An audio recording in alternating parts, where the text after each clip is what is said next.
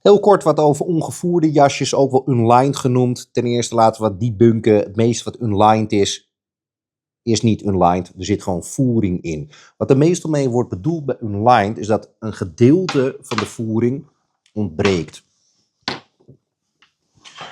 Hier heb je dus een aantal colberts op verschillende manieren. Dit is dus in principe een unlined colbert.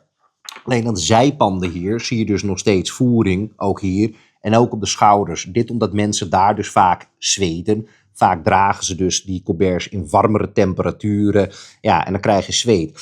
Issue is, als zweet eenmaal in je pak gaat zitten, dus in de stoffen van je colbert. Ja, zout en wol zijn geen vrienden. Dan heb je gewoon een issue. En heel vaak helpt die voering toch ook om hem wat makkelijker aan te krijgen. En te zorgen dat die gewoon mooier valt. En dat is gewoon een nadeel met vooral die Italiaans vermarkte superlichte colberts. Dus je hebt nu bijvoorbeeld van Loro Piana 150 gram stof. Applaus voor Loro Piana dat je dat kan maken. Maar wat heb ik eraan? Serieus, ik kijk er dwars doorheen. Er is geen vorm in te krijgen. Ik vind het heel knap dat er zo'n fijn weefgetouw bestaat. Knap van de Zwitsers dat ze dat kunnen. Dus dit is een unlined variant. Laten we eens een andere doornemen. Dit is een echte unlined. Dus hier zit geen voering in. Sorry, heel klein beetje voering. Dus hier is die voering gebruikt om die naden af te werken.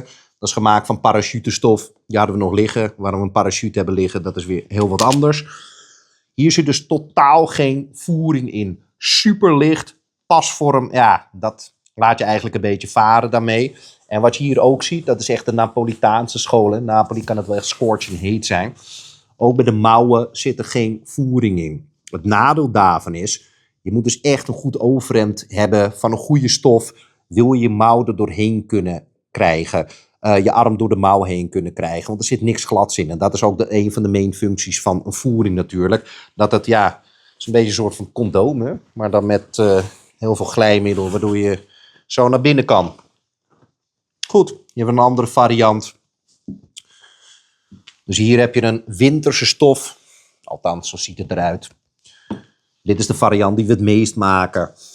Dus dat is unlined op de panden. De panden zijn deze stukken. Dan zie je hier alles met de voering afgewerkt. En ja, iemand die iets van kleding weet, ziet dat dit een piece of art is, om heel eerlijk te zijn. Bijna niemand kan dat zo afwerken. Zo strak, ook met de hand. En wat we hier dan hebben, is de meest gebruikte variant dus, is dat die mouw dus wel gevoerd is. Voilà.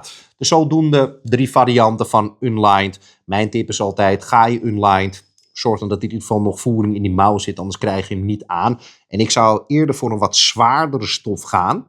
Want als het warm is, is het toch warm. Want die valt toch weer mooier dan zo'n superlicht gewicht. Maar ieder zijn keuze, kan je een debat over voeren. Ik wens je het beste.